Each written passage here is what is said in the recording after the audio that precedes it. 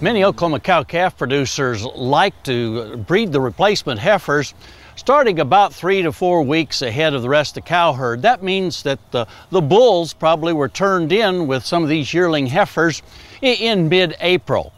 After a 60-day breeding season, that brings us to the mid part of June, and a good time then to take the bull out of the pen with these replacement heifers. That tells me that now's the time for the producers to visit with their local veterinarian and schedule a time to have these replacement heifers pregnancy diagnosed.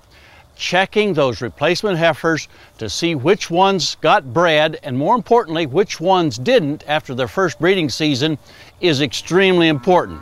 We want to identify those that didn't conceive in that first breeding season and cull them out of our herd.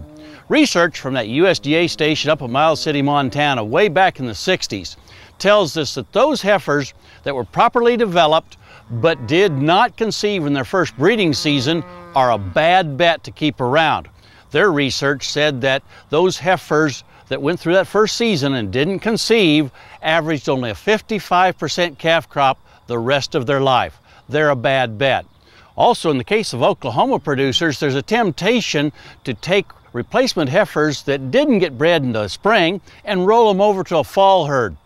Again, I think that's a false idea from the standpoint that those are the very heifers that we'd like to identify to get those genetics and those reproductive problems out of our herd.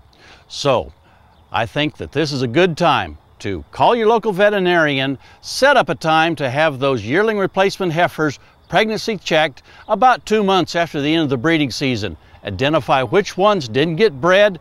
Let's get them out of the herd and sold at a time when they're young enough to still go to a feedlot and be fed out as choice beef. And it really helps the entire beef industry, especially your situation with your cow herd at home. Hey, we look forward to visiting with you again next week on Sunup's Cow-Calf Corner.